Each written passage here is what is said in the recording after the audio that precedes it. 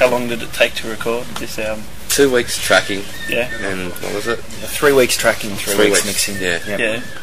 That's what I say, pretty quick, eh? So 6 weeks, yeah. Yeah. It was pretty quick. That's fairly quick. It was really hard work. 3 times as long as what we'd normally done it though. But it was good. It needed that time. You know, next time hopefully we can get an extra week or 2. Yeah. But we got our record finished before Living End had decided what to record for. Well, that's coming out on Monday, that album. Yeah. So, yeah. Can't wait to see what happens with that. It's hard when the big second album comes out, you know. Yeah. There's a lot of pressure on bands and all that sort of stuff. Especially since then, because their first album went so well, and you know, the record company would be like, "Come on, guys, you know, put out one that's going to do the same." It's like 3 years ago since they released Yeah, that, exactly. You know, who knows where they could have moved on to. Did you guys have pressure at all?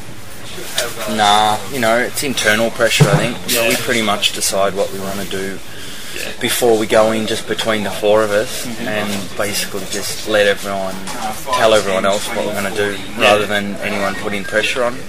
So there's pressure on from ourselves, but that's never got anything to do with past releases or anything like that. It's more trying to progress, you know. Looking for that progression sometimes is really hard to go. Did you all have a lot of input on that? Yeah, absolutely, yeah. Adelita writes most of the songs, but we all have a lot of input and in the arrangement and sounds, you know, instrumentation, that kind of thing. Is it good to be back on the road touring again? Oh yeah. Yeah, we just finished with Powderfinger and did that Australian tour. And had a week and a half off, and then we're on with the Jebbies, which is good. When can we see you up here again, like doing your own headlining? Hopefully February, hey? Yeah, next year, February definitely. Yeah. We'll do a huge tour. Yeah, we're going to all sorts of places. We're going to places that we haven't been for years and years, so that'll be good. Have you been left off the home bake list, or...? No, we're doing home bake. You're doing home bake. Doing the falls as well. Yeah. Years, And what about the big day out at all? We don't know it yet. I'll see what pans out for that one. Yeah. We want to play Queens of the Stone Age. Yeah. Queens will be big. They've just been added. Yeah. Not too happy with the lineup, really. Queen's is about one of them. Yeah, and PJ Harvey. Yeah. Only 2, really. I wonder if she'll pull out again, or... Oh, no, she better not. Third time. You know, riot. That's it. You were on the Looking Fowler Brandy soundtrack. How did that come about?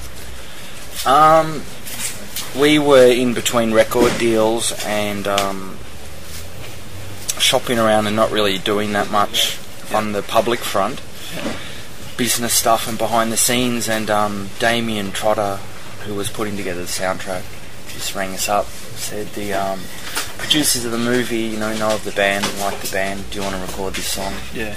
And we're just like, yeah, alright, book some time, we'll go do it. Got to send a tape of the song, the Liz Fair song. Yeah. And just, you know, learnt the chords and went in and banged it out. And never any chance you'll play it tonight? Nah, I've never played it live. Don't play our covers live. Yeah, you don't. Yeah, that's gonna. Yeah, after we record a cover, we make sure we get really drunk and really fucked up. So when you wake up in the morning, you can't remember how to play it. Yeah. Good idea. What's the next song to be released as your next single? Hopefully, Pace It. Yeah. Yeah, possibly Pace It. So it'll probably be out by the end of the year, early next year. Yeah, exactly. February. Coincide with the tour and all that sort of jazzo. Well, the tour will coincide with it. Yeah. Have you heard the version of the Titanic's? No, I haven't heard it. Adelita's heard it. I've heard it. American Rosso played it to the other day. Yeah, right. What's it like? It's not bad. Yeah, it's pretty good. Yeah. I'm a big fan of the Titanic. Yeah, right. So. I'm very stoked about that. I love that. Someone's coming to the fog already. It's great. It's pretty funny hearing Dave McCormack singing it. They played in Melbourne last week, and they were doing it in their live set as well.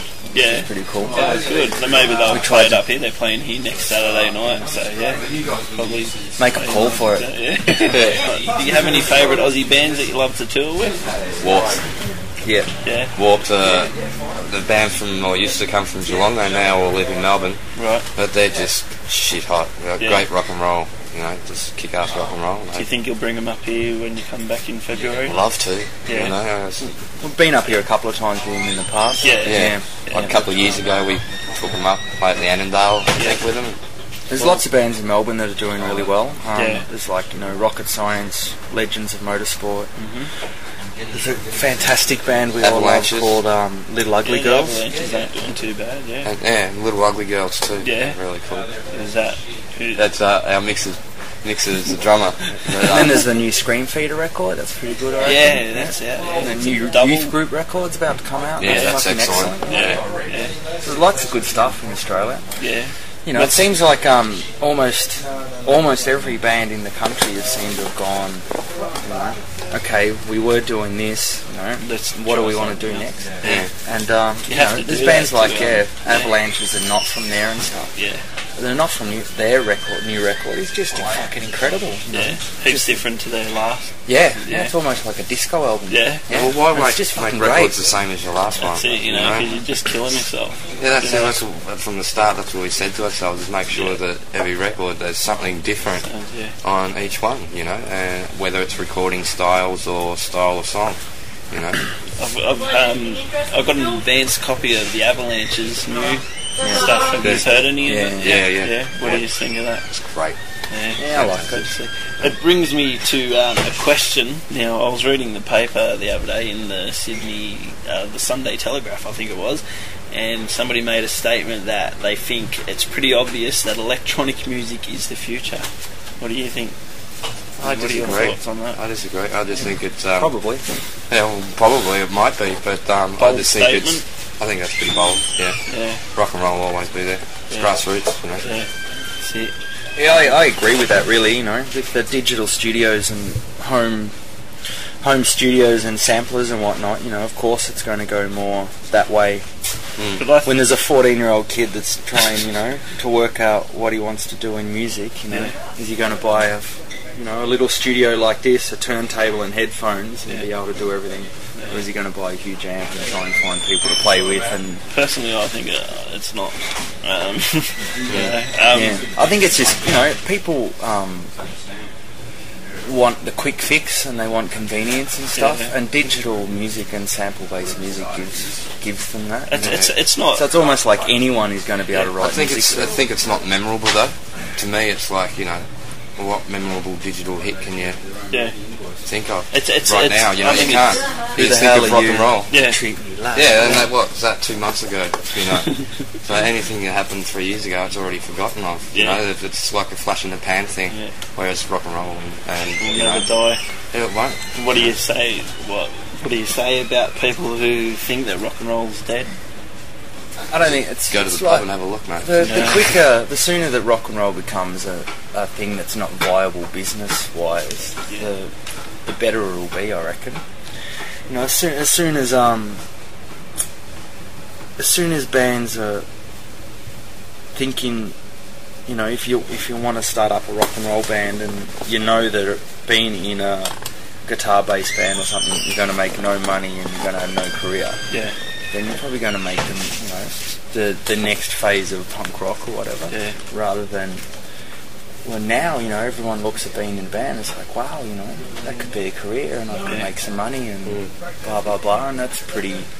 You know, I don't think the motivation for artistic creation or whatever should come from, you know... I was talking to somebody before and they were telling me that the record companies are waiting for the next Nirvana again. You know, in the next 2 or so many years. I can't see it, I don't know. Well, it's the next Nirvana. It's like there's only 3 guys in Nirvana, you know. Those 3 guys are going to come around again. Nirvana. Yeah. They bag out, not Atari, the Ataris I was thinking about, sorry. Right. Yeah, they bag out Ben Lee. Good. Good. Is that the band that has the song called Ben Lee? Yeah. And it says... Isn't it funny that Ben Lee did that single, I Wish I Was Him, and now it's gone full circle? He wrote this song about Evan Dando, you know, and now it's gone full circle. He's getting songs written about him. Where can you see yourselves in the next 10 years' time? Still sitting next to each other, probably talking to you. Yeah.